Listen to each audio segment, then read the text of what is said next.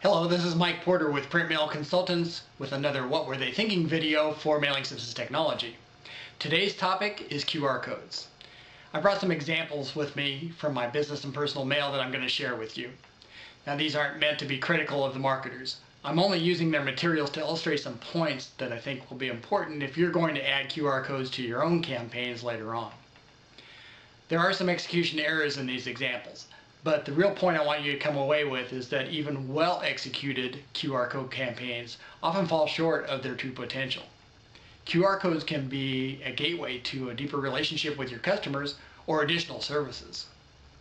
So let's take a look at these examples and I'll show you what I mean. The first is from a major commercial airline. I'm a frequent flyer with them, and they sent me a mailer that included my name and address, membership number, and the total miles I had in my account. The body of the mailer was promoting trips to Florida. When I scanned the QR code, it took me to this page. You'll notice that the page isn't optimized for mobile viewing. There's a lot of text, it requires horizontal scrolling, and the links in the navigation buttons are too small. This is a common problem. If you're going to use QR codes, you must have them directed to a landing page that's optimized for mobile viewing. Mobile pages have less content, they have large navigation buttons, and they should eliminate the horizontal scrolling.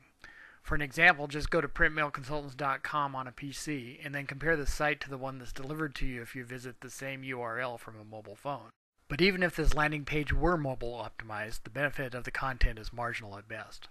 There are destinations all over the world listed here. Florida is one of them, but it's not prominent on the page. If customers are enticed to scan the QR code by the hard copy promoting trips to Florida, then the corresponding offers should be the first thing they see on the landing page. By the way, this landing page isn't personalized. How much more effective would it be if the page were pre-filled with my account information, or showed me how many miles it took to make some of those Florida trips from my home airport? Gosh, they might have even been successful at selling me some miles for cash, or enticing me to sign up for their credit card to get the additional miles I needed to take the trips that I wanted. The airline had all the information they needed to be able to accomplish those things. They were printed right on my letter. I see this as a missed opportunity. Okay, this next example is from a well-known satellite TV provider. I'm not a subscriber, so the mail piece was definitely one geared towards customer acquisition. The QR code at the bottom of the sales letter had no text to tell me why I should scan it, but I did anyway, and I was sent to this site. To their credit, the site is mobile enabled. I'm sure it's quite useful for their current customers to use in managing their accounts. But there's absolutely nothing on the mobile site for non-customers. No additional sales information or incentives, no form to fill out to sign up for their service, and no click to call to connect with their sales department. Only a notation to visit their main website. Other than showing prospects what customers could do on the mobile site, the QR code was absolutely worthless for supporting efforts to generate sales. In fact, it was almost a barrier because it required prospects to visit 2 websites just to sign up. Our last example here today is a local nonprofit. Now, I have to give nonprofits a break since they sometimes have limited resources. But a professional printer created this mail piece. They could have provided some guidance to the nonprofit that probably would have improved the response of the campaign. And they could have generated some extra revenue for themselves by creating some of the components that needed updating or are missing entirely. As you can see, the postcard is promoting a limited time discount to sign up. Scanning the QR code with a smartphone sends the prospect to this site.